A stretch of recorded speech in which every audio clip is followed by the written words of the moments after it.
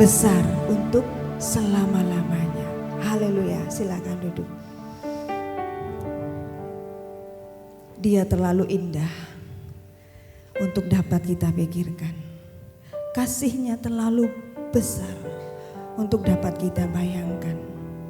Tapi miliki iman, apapun yang terjadi dalam hidup kita memiliki Allah yang dahsyat. Kita akan dimampukan mengucap syukur dalam segala perkara. Dia sudah mati bagi kita.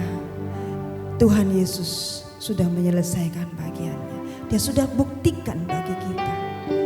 Mari mengucap syukur pada Dia senantiasa, apapun keadaan kita. Oh haleluya Tuhan. Katakan dengan pujian ini, terima kasih Tuhan. Haleluya Tuhan.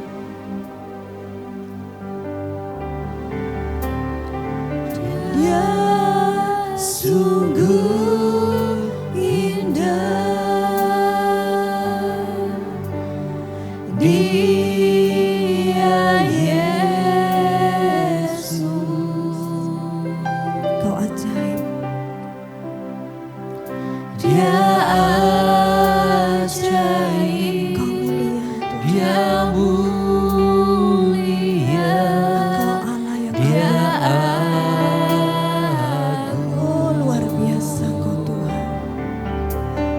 Dia cinta padaku, pahami cintanya. Dia yang mengampuni segala dosa kita. Bahkan rela berikan nyawanya untuk selamatkanku.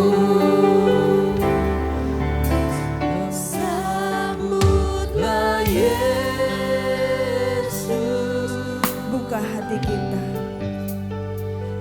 akui Dia. Kasihnya itu tercurah bagi kita. Dia hormat, pujian dan kuasa Yesus Raja. Mari bagi yang mulia, angkat tangan kita, angkat tangan dan hati kita. Angkat tanganku, Engkau Allah. Aku puja, ku cinta, ku sembah. Haleluya.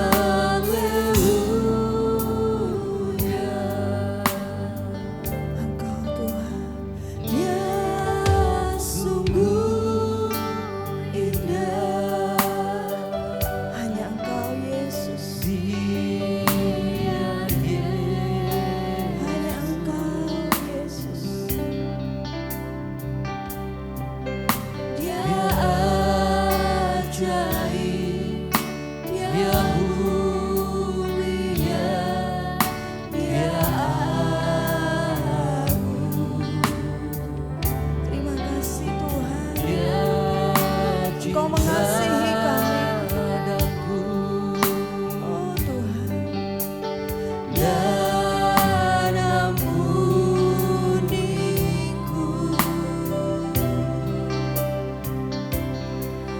Bahkan rela berikan nyawanya untuk selamatkanku. Kami mau membuka hati kami. Kami mau menyambut Engkau Tuhan. Kami mau menyambut firman-Mu sambil meninggikan nama-Mu.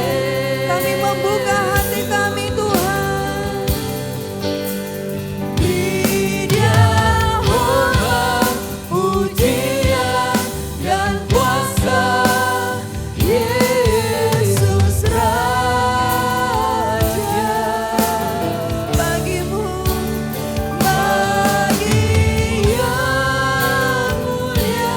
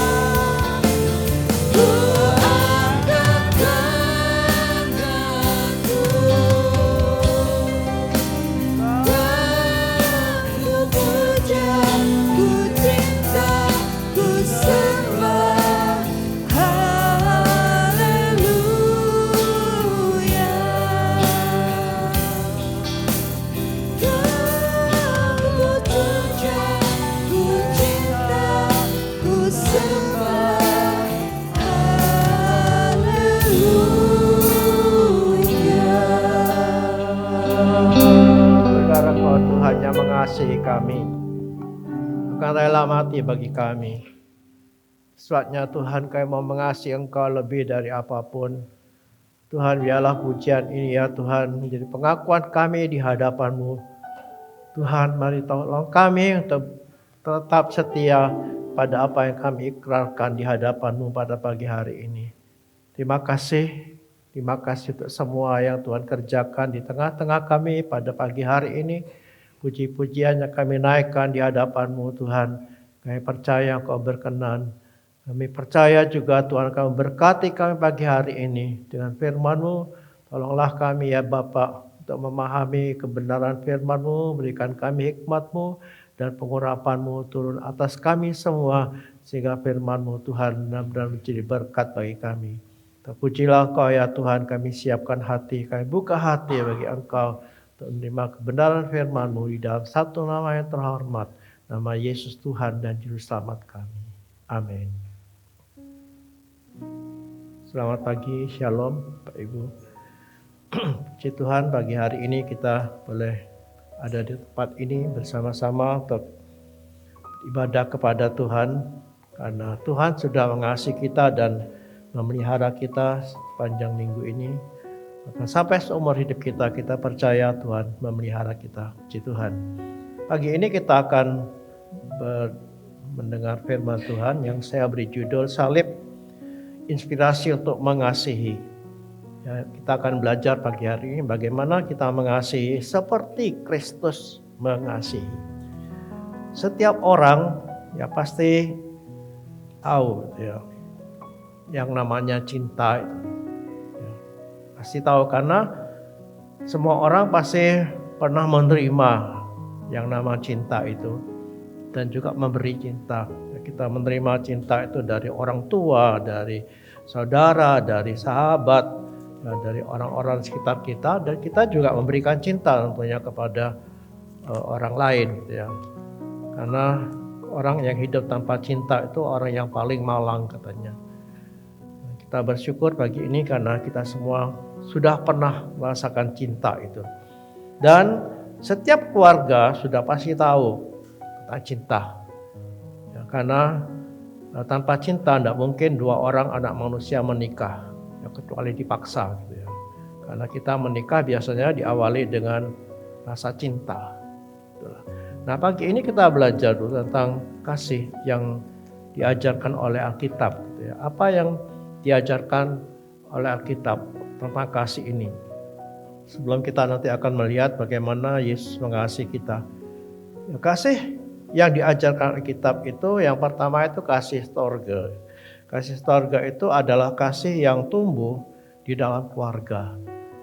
Dan antara orang tua, anak, ya, terutama seorang ibu, ya, dengan sendirinya akan mengasihi anaknya, ya, antara saudara, antara suami istri, itu ada kasih yang namanya storge yang sifatnya itu alami, ya, timbul dengan sendirinya tanpa direkayasa, tanpa berusaha gimana aku mau mengasihi, ya, mengasihi anak. Tidak ada ibu itu terutama ibu orang tua itu bagaimana belajar mengasihi anak, tidak ada. Otomatis dengan sendirinya tanpa rekayasa itu muncul secara naluri saja. Tapi ya kasih ini juga harus dibina gitu. Karena apa? Karena kasih ini tidak bersifat kekal. Tidak selamanya tetap gitu, bisa berubah. Ya, artinya bisa bertambah, bisa juga berkurang, bahkan hilang. Ya, misalnya kalau antara mama sama anak atau orang tua papa dengan anak misalnya, mungkin ini tidak lenyap gitu ya. Tapi mungkin bisa berkurang atau bisa bertambah gitu. Kalau dibina dengan baik bertambah, ya, karena cinta ini dipengaruhi oleh pengalaman hidup, perlakuan orang lain, ya, saudara dengan saudara, misalnya saudara kandungnya memperlakukan adiknya, misalnya kakak memperlakukan adiknya dengan tidak baik, ya mungkin saja bisa berubah. Ya, lewat interaksi satu sama lain, kebersamaan, komunikasi, ya, keterbukaan dan kebersamaan. Kasih ini harus dibina gitu. Ya, dengan cara-cara seperti ini, karena yang mempengaruhi kan bagaimana kita memperlakukan orang yang kita cintai, bagaimana kita berkomunikasi ya, dengan keterbukaan, kebersamaan, maka kasih ini akan bertumbuh. Ya, tapi kalau sudah tidak pernah bersama, ya, kemungkinan kasih ini akan berkurang. Ini kasih surga, kasih yang timbul dengan sendirinya tapi tetap harus dibina karena tidak bersifat kekal, bisa berubah.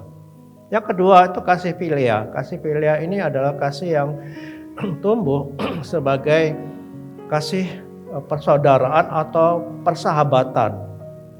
Ya, dan kasih ini bisa lebih dari ikatan keluarga. Gitu.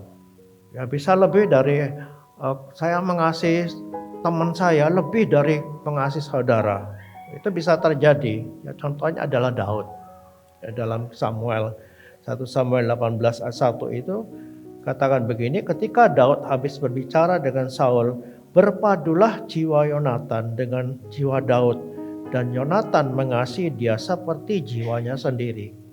Ya, ini kan ayat yang menurut saya aneh. Ya, ini Saul itu berbicara kepada Saul, tapi yang menyatu itu jiwanya anaknya Saul. Ya, ini Yonatan anaknya Saul yang menyatu berpadu dengan jiwanya Daud, dan mereka saling mengasihi seperti jiwanya sendiri. Ya, bahkan si Yonatan ini dalam tanda petik berkhianat kepada papanya. Ya, karena ketika papanya ingin membunuh Daud ini, dibocorkan itu rahasia kepada Daud. Ini kan pengkhianatan dalam tanda petik. Ya. Sehingga Daud itu benar-benar sangat mengasihi Yonatan ini. Jadi keduanya itu bersahabat, dan inilah kasih filia. Kasih yang antar teman gitu. Dan itu bisa juga terjadi dalam keluarga dan harus gitu. Ya, suami istri misalnya harus punya kasih ini. Ya, kasih persahabatan, kasih yang saling memberi. Ya, tapi kasih ini sebetulnya tidak bersifat romantis gitu. Ya, tidak bersifat romantis seperti nanti kasih yang yang ketiga ini kita akan belajar tentang kasih eros ya. Ini tidak bersifat romantis, ya, tidak ada unsur seksual di situ. Ini kasih filia, ya. Jadi bangun melalui interaksi, itu dibina dengan interaksi satu sama lain, saling memberi, saling pengertian, saling menghargai. Jadi kasih ini bersifat timbal balik. Keduanya harus saling memberi dan menerima. Ya, ini kasih filia. Jadi kalau misalnya temannya berkhianat gitu ya, dia akan tawar hati ini. Teman saya berkhianat, saya tawar hati dan rusaklah kasih yang namanya filia ini. Jadi kasih ini tidak kekal, ya, harus dipelihara, dijaga gitu. Ya, karena kasih ini bersifat 50-50, tergantung dari kamu. Kamu menghargai aku, ya aku menghargai kamu. Kamu mengasihi aku, ya aku menghargai kamu. Ini kasih filia, yang kasih yang tidak ada unsur romantisnya situ, tidak ada unsur seksualnya, tapi persahabatan gitu. Dan ini harus dipelihara. Nah, ini membantu mengeratkan hubungan antar keluarga, antara suami istri, antara orang tua anak, ya, harus saling memberi. Ya, jadi kalau suami istri misalnya tidak saling memberi, tidak saling mendukung, tidak saling menyatakan perhatian, nanti pihak yang sana juga berubah. Ya, karena ini kasih filia, kasih yang 50-50 antara kamu dan aku sama gitu. Kalau kamu memberi, aku juga memberi. Kalau kamu mengasihi aku mengasihi kamu. Ini kasih filia, tapi tanpa unsur romantis. Tidak ada unsur seksual. Nah, berbeda dengan kasih yang ketiga ini, yang kasih eros, yang menyangkut rasa cinta. Rasa cinta secara romantis dan berhubungan dengan seksual. Nah, cinta ini dulu ya ada orang anggap ini cinta yang harganya murahan gitu. Nah, ini kan hanya sekedar seksual gitu. Ini bukan halnya negatif. Ya, ini kasih yang bukan dosa, ya bukan sesuatu yang negatif. Kenapa? Karena ini pemberian Tuhan gitu. Tuhan yang memberi. Nah, kalau kita membaca di Kejadian itu, anak cuculah kamu. Dari mana anak cucu ini? Kalau bukan dari hubungan seksual. Nah, mungkin kan Tuhan itu memerintahkan sesuatu tanpa melengkapi manusia itu dengan gairah seksual. Lalu dari mana mereka beranak cucu? Jadi ini dari Tuhan gitu. Bahkan Kidung Agung itu sebuah kitab yang banyak berisi tentang kasih eros ini. Bayangkan saudara, kalau Kidung Agung 1 ayat 2 itu mengatakan, kiranya ia mencium aku dengan kecupan. Ini kan seksual gitu. Nah, karena cintamu lebih nikmat daripada anggur. Dan begitu banyak ayat yang lain yang ditulis oleh Salomo dalam Kidung Agung ini. Ini cinta yang bukan salah ya, bukan dosa, bukan sesuatu yang najis, ya, tapi ini adalah sesuatu yang positif. Kenapa? Karena Tuhan yang memberi. Dan kasih ini ditandai dengan rasa tertarik secara fisik. Ya, tertarik secara fisik. Terhadap orang-orang yang dicintai, jangan tertarik pada semua orang gitu. Nah, ini kelainan kalau pengen semua orang dia tertarik secara fisik kepada semua orang, tentunya ini tidak benar gitu ya. Dan rasa tertarik ini seringkali mengarah kepada keinginan untuk bersatu. Nah, jadi disinilah keluarga itu dibangun. Dari mana? Dari mulai rasa tertarik secara fisik. Kita semua menikah diawali dari kasih ini. Tidak mungkin langsung kasih filia karena tidak saling kenal awalnya kan, tidak saling kenal. Ada juga yang kasihnya kasih filia, yang sahabat akhirnya jadi suami istri gitu ada. Ya, ini beberapa hari bulan yang akan datang ini saya akan menikahkan pasangan yang bersahabat itu sudah puluhan tahun, 20 tahun, 23 tahun kok. Sudah bersahabat gitu. Ya, sudah bersahabat. Mereka mau menikah. Nah, saya tanya gimana rasanya? Canggung gitu ya. Canggung. Ya, karena dulunya kawan, saya bilang ini kawan, sekarang kawin. Lain, beda gitu. Tapi bisa terjadi. Ya, biasanya ditandai dengan rasa tertarik secara fisik, lalu mulai meningkat pendekatan, mulai meningkat. Akhirnya sampai mengambil komitmen, kita membangun komitmen jangka panjang, artinya membentuk sebuah keluarga. Diawali dari kasih eros ini. Nah, walaupun demikian kasih eros itu adalah kasih yang fokusnya itu kepada kepuasan diri sendiri. Dan itu harus dikelola gitu. Keinginan, gairah kepada pasangan kita, ya, terutama yang belum menikah ini, yang masih pacaran gitu ya, harus dikelola itu dengan bijak. Jangan umbar hawa nafsu. Saya tertarik ini kan masih calon istri sudah umbar nafsunya, ya, tapi harus dikendalikan dengan takut akan Tuhan supaya hubungan kasih ini bisa membangun hubungan yang sehat, gitu, yang seimbang. Ya, kan kita di dalam gereja, di kalangan gereja itu ada yang namanya nikah kudus. Ya, nikah kudus itu nikah yang pasangan yang akan menikah ini belum pernah melakukan hubungan seksual di antara keduanya. Jadi, ini nikah kudus. Itu ditetapkan gereja dan itu syaratnya nanti harus pemberkatan itu salah satu syaratnya harus kudus gitu. Tidak boleh ada hubungan seksual di antara keduanya. Dan biasanya di gereja Betel Injil Sepenuh ini surat nikahnya beda gitu. Beda, yang sudah pernah hubungan seksual beda. Sekarang gitu, dulu tidak sama, tapi sekarang sudah beda gitu.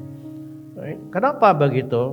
Ya sebetulnya saya juga tidak terlalu setuju gitu ya. Tapi ini penting. Kenapa? Untuk mendidik anak-anak muda ini untuk jaga kekudusan.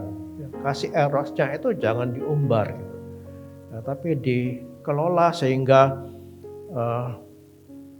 menjaga kekudusan itu penting, sehingga ketika masuk dalam keluarga kita masuk dengan hati yang kudus, ya, hati yang tulus gitu.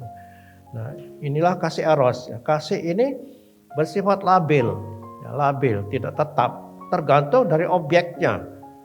Nah, misalnya saya cinta kepada istri saya, gitu.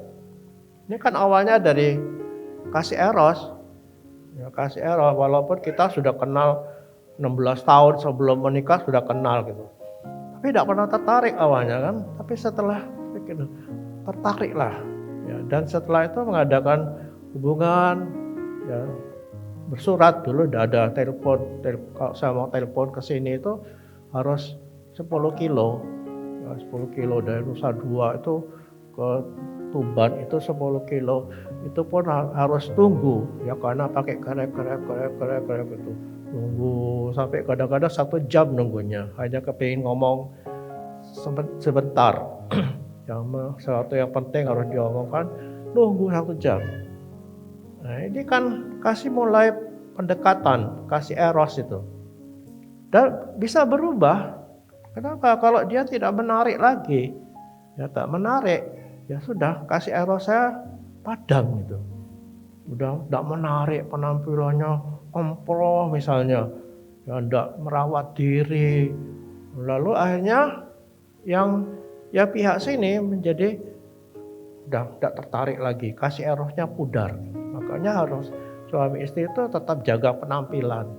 Jangan hanya waktu pacaran menarik, atau waktu mau pendekatan gitu menarik, ya sisirannya rapi yang laki, ya yang cewek mandi berdandan. Lalu setelah menikah, karena sudah punya anak, lalu mau ompol, yang mau pesing, yang laki juga komprot gitu. Ya mungkin tidak cerai, tapi kasih erosnya sudah mulai padam gitu. Sudah tidak tertarik lagi secara seksual. Dan siapa yang rugi? Ya dua-duanya. Karena seks itu adalah karunia yang Tuhan berikan kepada suami istri. Nah, ini kasih eros, ya, yang harus juga dipelihara karena bisa berubah. Nah, sekarang kita masuk kasih yang keempat, kasih agape. Satu kasih yang jenisnya itu tertinggi katanya, jenis tertinggi daripada yang ketiga tadi. Ya, kenapa? Karena ada banyak kelebihan yang ditemukan dalam kasih ini. Ya, kalau kasih sorga itu bisa juga berubah, bisa berubah. Ya, kalau saudara dengan bersaudara bisa bertengkar, bisa pisah. Ya, kalau kasih filea tadi juga begitu, ya, antar teman bisa putus, ya, bisa saling jadi musuh. Apalagi kasih eros, kasih yang tergantung dari objeknya. Kalau kamu menarik, aku mengasihi kamu. Kalau kamu sudah tidak menarik, kasihku padam.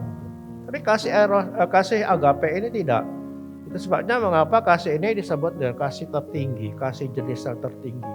Karena diberikan tanpa syarat apapun. Ya, tanpa syarat apapun. Kamu mau tidak berkenan kepadaku, kamu mau jelek, kamu mau jahat sama aku mengasihi kamu. Nah, itu kasih agape. Ya, dan tanpa pamrih gitu, tidak mengharapkan apa-apa, dia hanya memberi. Dan ini bersifat pribadi, tidak pernah berubah. Ini kasih agape, ya, kasih yang tidak dipengaruhi oleh apapun, ya, kasih yang tidak terpengaruh oleh keadaan, oleh status apapun, ya, bagaimana kamu itu baik atau tidak, ya, diberikan tanpa batas juga kepada siapapun. Ya, bagaimanapun keadaanmu, kapanpun aku terus mengasihi kamu. Ini kasih yang agape. Tidak pernah dipengaruhi oleh keadaan, oleh sikap, oleh status orang itu, gimana orang itu, apakah layak dihormati atau tidak. Ya, kalau kasih filea tadi, kamu tidak layak dihormati, ya aku tidak menghormati kamu. Tapi kasih ini tidak. Ya, kasih yang tidak mementingkan diri sendiri. Dia hanya mau memberi. Dia hanya mau memberi dan penuh pengorbanan gitu. Nah, inilah kasih agape. Kasih yang diidentikan dengan kasih Allah dan hanya dimiliki oleh Allah. Hanya dimiliki oleh Allah. Itu kasih agape. Ya, kasih yang memberi.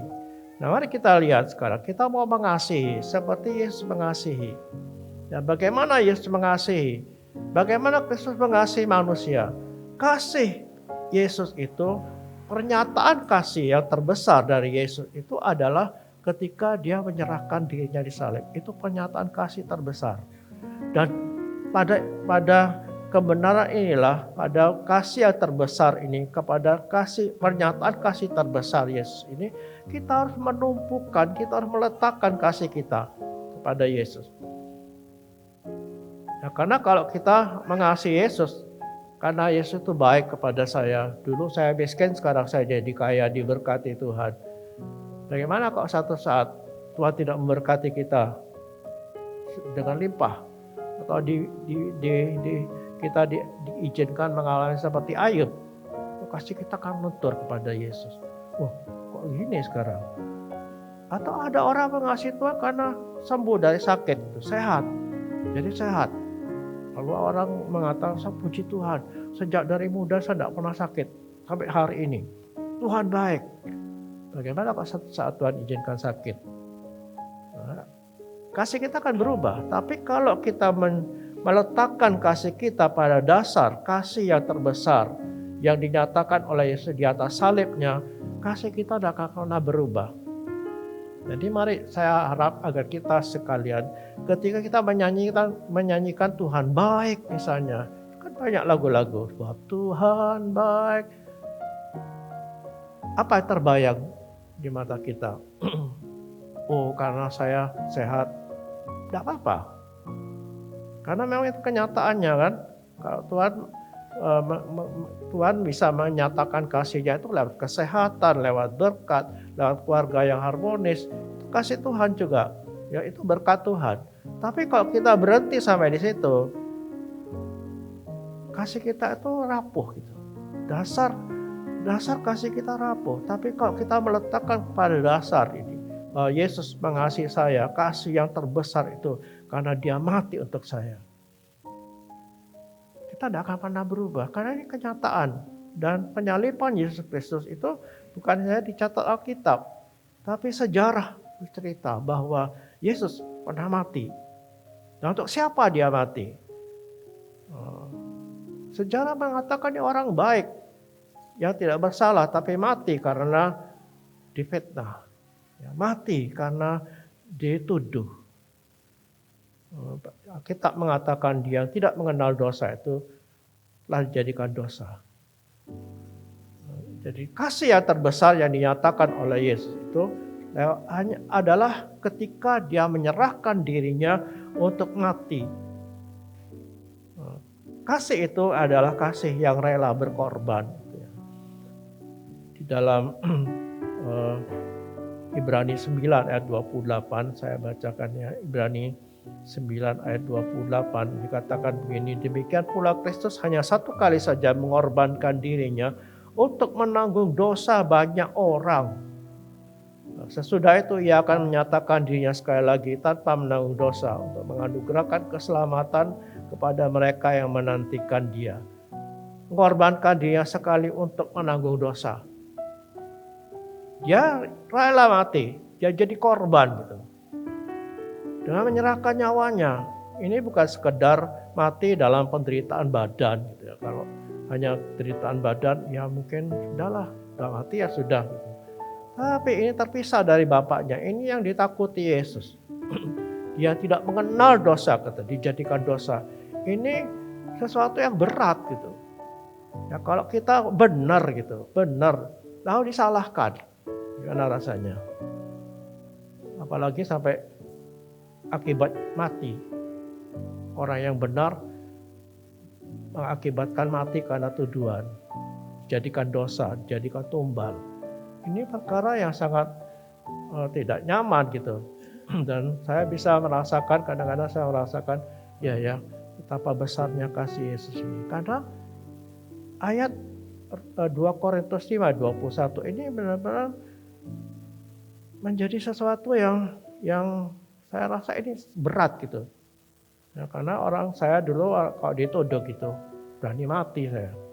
Ya kok dituduh salah gitu. Padahal benar. Saya orangnya paling tidak terima gitu. Nah, saya akan datangi orang itu siapapun dia. Termasuk pendeta saya ketika saya dituduh. Malam itu juga saya datangi ke gereja. Saya mau ngomong sama dia. Saya bisa rasakan bagaimana ketika Yesus yang tidak bersalah ini jadikan berdosa. Bahkan akhirnya mati. Inilah pengorbanan yang terbesar di mana dia harus terpisah dari bapaknya karena bapak tidak bisa bersekutu dengan dosa. Akhirnya terpisahlah Yesus. Ini pengorbanan yang terbesar, yaitu ketika dia menyerahkan nyawanya. Nah, kalau kita mengasihi,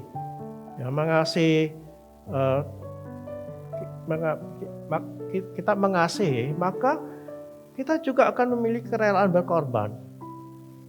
Ya, seperti yang ditulis dalam 1 Yohanes 3 ayat 16. Demikianlah kita ketahui kasih Kristus, yaitu bahwa Ia yang telah menyerahkan nyawanya untuk kita jadi, saya ulangi ya. Demikianlah kita ketahui kasih Kristus, yaitu bahwa Ia telah menyerahkan nyawanya untuk kita. Jadi kita pun wajib menyerahkan nyawa untuk saudara-saudara kita. Kristus yang telah menyerahkan nyawanya bagi kita, maka kita juga dituntut menyerahkan nyawa. Mau? Kalau mungkin untuk pasangan hidup atau untuk anak-anak misalnya, atau anak untuk orang tua, rela saja. Kenapa? Karena ini orang yang saya mengasihi. Bagaimana ayat ini kan tidak hanya berbicara tentang dalam hubungan keluarga kan? Tidak, tapi ini umum. Yang menyerahkan nyawa kepada orang yang kita kasihi. Kita mikir gitu ya. Apalagi untuk orang yang ini kan kasih agape ini untuk semua orang gitu, umum. Tidak hanya harus berlaku di dalam keluarga, tapi itu menyeluruh gitu. Harus mati untuk orang yang kita kasih. Kita mikir, apa yang saya dapat? Ini bukan kasih agape. Kalau sudah tanya, apa sih yang saya dapatkan dari perbuatan? Kenapa ukurannya itu menyerahkan nyawa bagi orang yang kita kasih? Menyerahkan nyawa itu kan pengorbanan terbesar.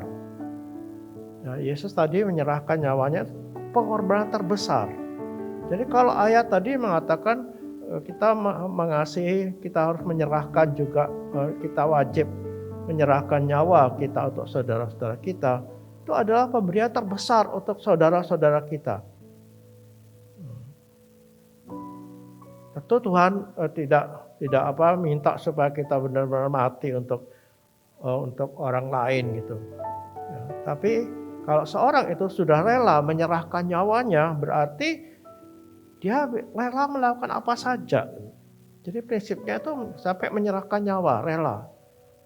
Ketika kita rela menyerahkan nyawa, maka yang lain itu tidak usah diminta dengan paksa gitu. Ya, karena ini pengorbanan terbesar. Ya, kalau kita mengasihi Tuhan gitu, dan rela menyerahkan nyawa untuk Tuhan, maka pengorbanan yang lain, pelayanan kita, korban waktu, korban uang, korban harta kita, menjadi ringan gitu. Kenapa? Karena nyawa pun sudah akan diberikan gitu.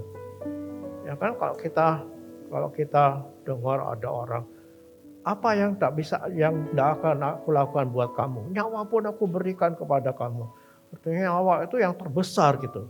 Nah kalau yang terbesar saja rela diberikan, apalagi yang lain, apalagi waktu, apalagi uang kita, apalagi kenyamanan hidup kita, itu pengorbanan yang lebih remeh, yang pasti kita akan memberikannya.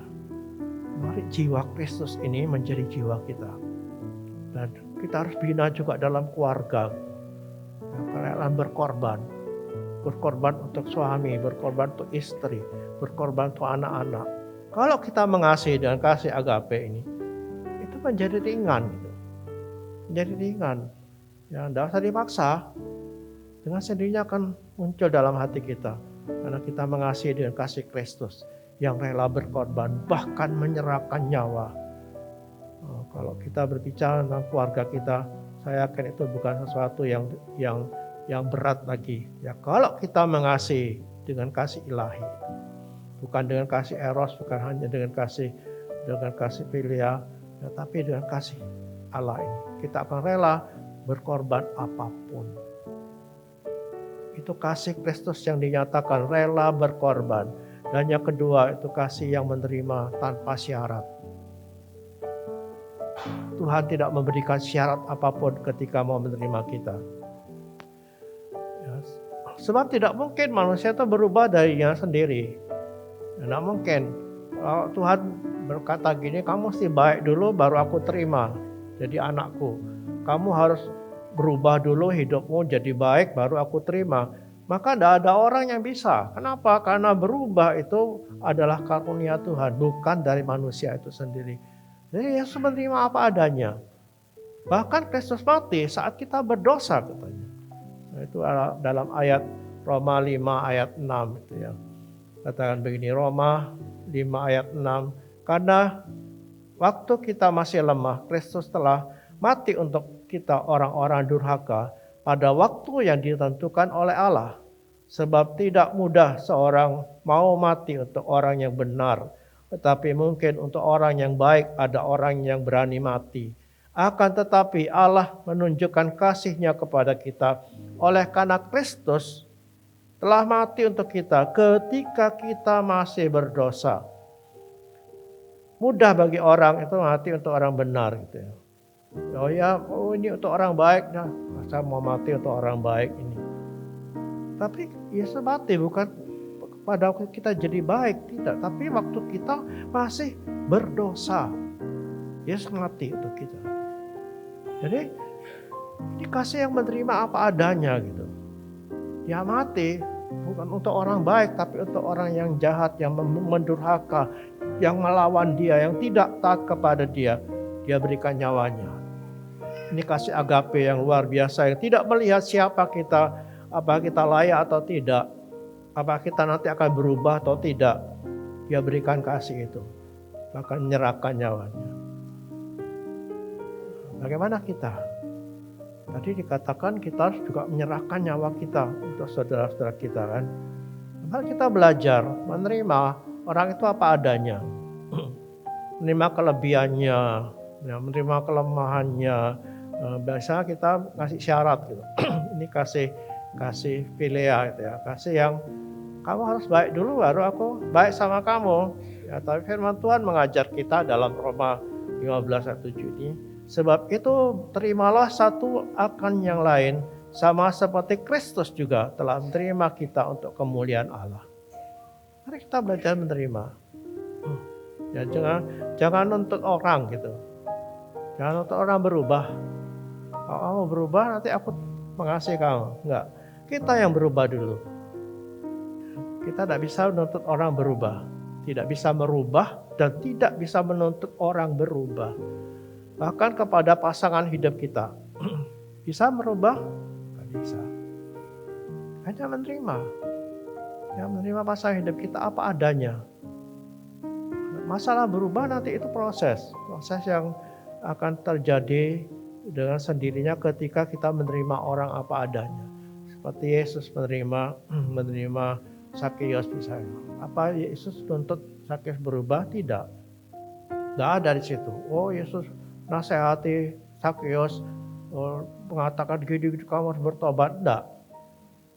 Apa Yesus buat? Masuk ke rumahnya, makan barang-barang, terima apa adanya. Sakeus berubah sendiri. Begitu juga mari kita dalam rumah tangga terutama. Terima apa adanya. Ya, jangan menuntut. Kalau orang itu tidak bisa berubah, ya sudah terima apa adanya.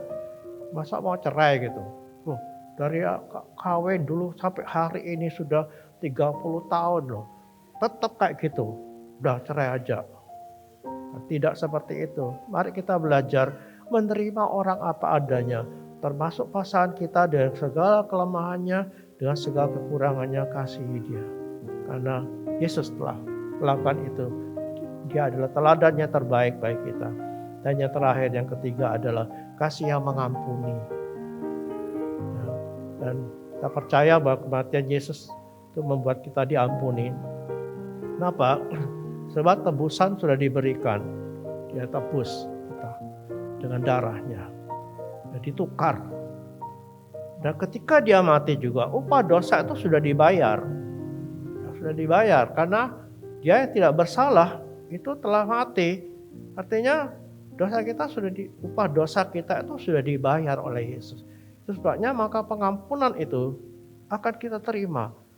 Ya, Efesus 1 ayat 7 mengatakan, sebab di dalam dia dan oleh darahnya kita beroleh penebusan, yaitu pengampunan dosa menurut kekayaan kasih karunia-Nya. Karena kasih karunia kita diampuni. Jadi pengampunan ini diberikan tanpa syarat. Tidak nuntut orang itu melakukan sesuatu. Karena Yesus mati justru ketika kita masih berdosa. Jadi pengampunan ini diberikan berdasarkan anugerahnya. Bukan karena kita baik. Itu kan namanya menebus dosa sendiri kalau dituntut baik. Kita tidak bisa membayar harga tebusan itu dikatakan dalam Mazmur. Tidak seorang pun bisa menebus dirinya sendiri karena terlalu mahal katanya. Harga tebusan jiwa itu terlalu mahal. Apa harganya? Harganya adalah nyawa Yesus Kristus. Dia sudah bayar itu. Ketika kita masih berdosa, dia sudah bayar. Itu dalam Roma 5 ayat 8 tadi kita sudah baca itu bagaimana Yesus itu mati untuk kita ketika kita masih berdosa. Nah, teladannya terbaik yang diberikan oleh Yesus tentang pengampunan ini adalah ketika dia ada di puncak penderitaannya. Ya Bapa, kata Lukas 23:30. Ya Bapa, ampunilah mereka sebab mereka tidak tahu apa yang mereka perbuat. Ini puncak dari pengampunan. Ketika dia ada dalam penderitaan, dia melepaskan pengampunan itu. Kadang kita mengampuni orang, kenapa? Ya tidak demen kok dia salahnya. Ya kan masih wajar-wajar lah salahnya. Namanya manusia. Tapi bagaimana kok dia mengkhianati kita, pasangan hidup kita misalnya mengkhianati kita, ya sudah dikasihi, disayangi, kok berkhianat gitu. Ya kok hanya cuma tidak melayani gitu ya, masaknya sembarangan. Ya masih wajar lah karena memang dia pintar masak, masih bisa ngampuni. Tapi bagaimana kok dia melakukan perbuatan yang menyakitkan? Apa kita bisa berdoa seperti Yesus berdoa, ampunilah mereka. Sebab mereka tidak tahu apa yang mereka buat. Ini diucapkan Yesus pada saat puncak penderitaannya. Ketika kejahatan manusia itu sudah mencapai puncaknya, ketika dia memperlakukan Yesus dengan tidak semena-mena, dia melepaskan pengampunan. Kenapa bisa? Karena fokusnya bukan pada diri sendiri, tapi fokusnya kepada orang lain. Karena ini kasih agape itu adalah fokusnya kepada orang lain, bukan pada diri sendiri. Kita merasa disakiti, tersinggung, dirugikan, dendam. Akhirnya kita tidak bisa ngampuni karena fokusnya kepada saya yang disakiti. Kita belajar seperti Yesus. Ya, sebagaimana Yesus telah mengampuni kita, mari kita belajar mengampuni orang lain. Efesus 4 ayat 32, penuh kasih mesra, ayat penggal itu ya. Dan saling mengampuni sebagaimana Allah di dalam Kristus telah mengampuni kita. Mengampuni seperti Tuhan mengampuni. Bagaimana Tuhan mengampuni? Tanpa batas. Berapa besarnya dosa kita, dosa saudara kita. Kita mampu melepaskan pengampunan itu karena kita punya kasih agape itu. Berapa kali dia menyakiti saya? Sudah berkali-kali loh. Firman Tuhan mengatakan mengampuni 70 kali 7 kali.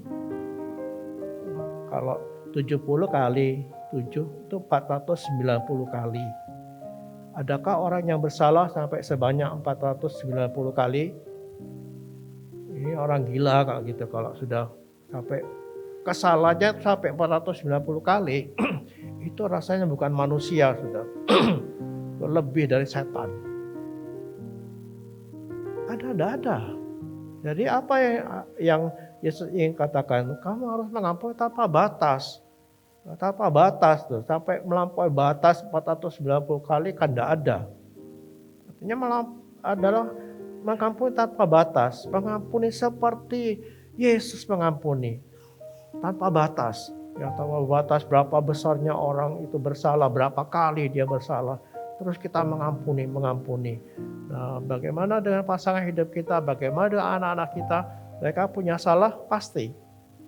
Tidak ada orang itu tidak pernah berbuat salah, pasti. Pengampunan harus diberikan. Itu bisa karena kasih agape itu. Bagaimana kita bisa memiliki kasih agape?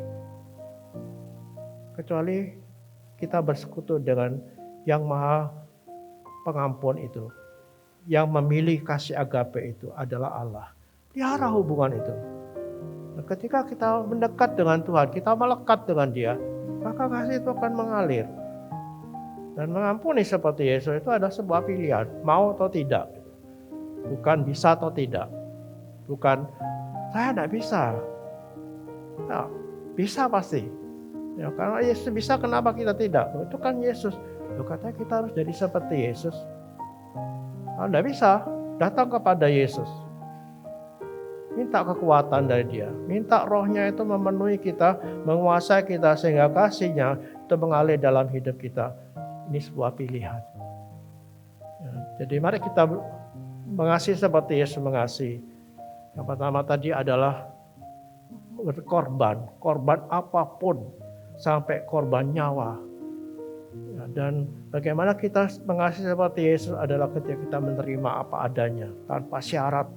Dan mengampuni tanpa batas. Penutup ayatnya adalah kita mengasihi, kata Yohanes 4 ayat 19. Kita mengasihi karena Allah lebih dahulu mengasihi kita.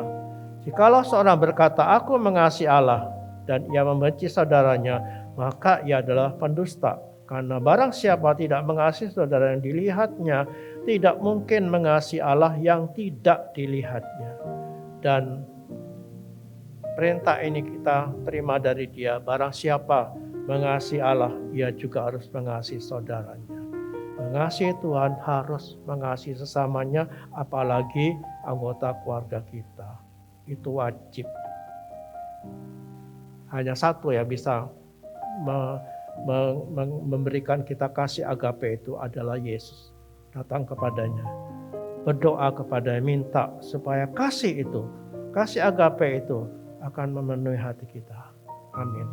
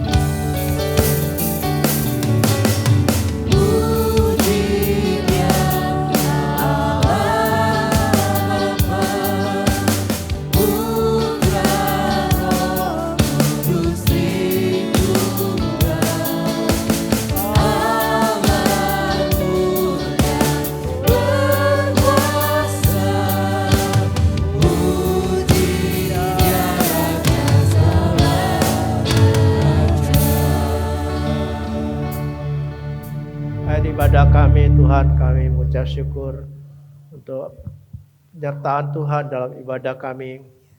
Kehadiran-Mu telah memberkati kami ya Tuhan. Saatnya kami sekali lagi menyerahkan hidup kami dalam tangan-Mu. Engkau menolong kami Tuhan pada hari-hari mendatang ini, untuk kami berjalan bersama dengan Tuhan dalam kehendak-Mu. Ya Tuhan, dan tolonglah kami, berikan kesehatan kepada kami dan seluruh keluarga kami ya Tuhan. Kau memelihara kami, berkati ya Tuhan pekerjaan kami, hidup ekonomi keluarga kami ya Tuhan. Kami berdoa juga supaya Tuhan menolong kami memberikan hikmat kepada kami untuk dapat mengatasi semua masalah yang kami hadapi, dan tolong kami untuk melaksanakan tugas kami dengan baik ya Bapak. Inilah kami ya Tuhan, kami menyerahkan keluarga kami dan semua dalam tangan-Mu. Akan seluruh ibadah kami ini kami persembahkan bagi-Mu ya Tuhan.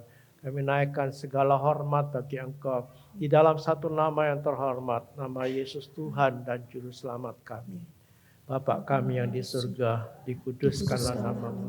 Datanglah kerajaan-Mu, jadilah kehendak-Mu di bumi seperti di surga. Berikanlah kami pada hari ini makan kami yang secukupnya, dan ampunilah kami akan kesalahan kami, seperti kami juga mengampuni orang yang bersalah kepada kami. Dan jangan bawa kami ke dalam pencobaan, tetapi lepaskanlah kami daripada yang jahat. Karena Engkau-lah yang punya kerajaan, kuasa, kemuliaan, sampai selama-lamanya. Amin. Mari kita berkati Indonesia. Dalam nama Tuhan Yesus Kristus, diberkatilah Indonesia. Amin. Diberkatilah dengan keselamatan. Amin. Diberkatilah dengan damai sejahtera. Amin. Diberkatilah dengan keamanan. Amin. Diberkatilah dengan kemakmuran. Amin. Diberkatilah dengan kesehatan. Amin. Diberkatilah presiden dan pemimpin di daerah-daerah. Amin. Diberkatilah Kabupaten Probolinggo. Amin. Diberkatilah orang-orang percaya di Kabupaten Probolinggo. Amin. Sekarang jemaat Tuhan yang dikasihi Tuhan, turunlah berkat dari Bapa atasmu semua. Limpahan kekuatannya akan mengalir dan dilakukan apa yang terbaik dalam hidupmu. Dan Yesus Kristus dengan damai sejahtera dan kasih yang besar itu menyertai saudara, dan Roh Kudus akan menuntun, mengurapi, memakai saudara sekalian jadi berkat bagi banyak orang. Dalam nama Tuhan Yesus Kristus. Amin. Selamat pulang. Warta Jemaat. Mari seluruh jemaat bergabung dalam komunitas sel untuk bertumbuh bersama-sama, belajar dan saling berbagi. Untuk penempatan komsel dapat menghubungi Bapak Gembala. Ibadah wanita hari Rabu pukul 5 sore di gereja, ibadah doa dan komunitas doa pelayan Tuhan hari Jumat pukul 6 sore, online dan onsite. Ibadah pemuda remaja hari Sabtu pukul 4 sore, ibadah raya pertama pukul 6:30 pagi, ibadah sekolah minggu pukul 8:30 pagi, ibadah raya kedua pukul 4 sore.